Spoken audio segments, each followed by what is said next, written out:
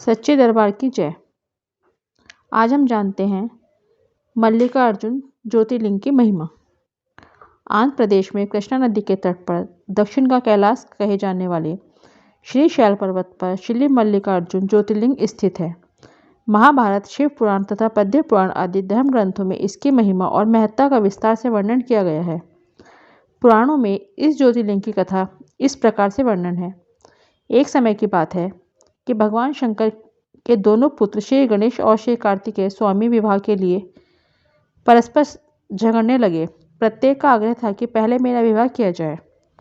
उन्हें लड़ते झगड़ते देखकर भगवान शंकर और माँ भवानी ने कहा, तुम लोगों में से जो पहले पूरी पृथ्वी का चक्कर लगाकर यहाँ वापस लौट आएगा, उसी का विवाह सबसे पहले किया जाएगा।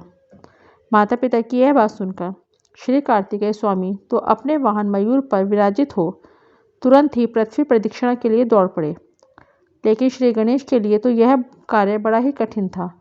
एक तो उनकी बहुत बड़ी काया थी, दूसरे उनका वाहन भी मूषक चूहा था। भला वे दौड़ में स्वामी कार्तिक की बराबरी किस प्रकार कर सकते थे। लेकिन उनकी काया जितनी स्थूल थी, उनकी बुद्धि उसी के अनुपात में सूक्ष्म और तीक्ष्ण थी। उन्होंने बिना देर किए पृथ्वी की परिक्रमा का एक सुगम उपाय खोज निकाला। सामने बैठे अपने माता पिता का पूजन करने के पश्चात उनकी 7 प्रदक्षिणाएं करके उन्होंने पृथ्वी प्रदक्षिणा का कार्य पूरा कर लिया।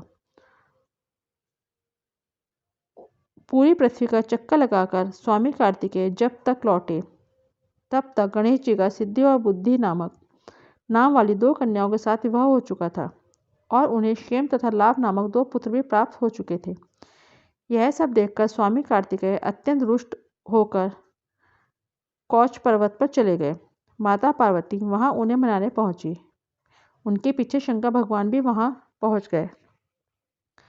वहां पहुंचकर ज्योतिर्लिंग के रूप में प्रकट हुए और तब से मल्लिकार्जुन ज्योतिर्लिंग के नाम से प्रख्यात हुए। इनकी अर्चना सर्वप्रथम मल्लिका पुष्पों से की गई थी। मल्लिका अर्जुन नाम पड़ने का यही कारण है। बोलिए श्री शंकर भगवान की जय। गणेश जी और कार्तिकेय की जय। माता पार्वती की जय।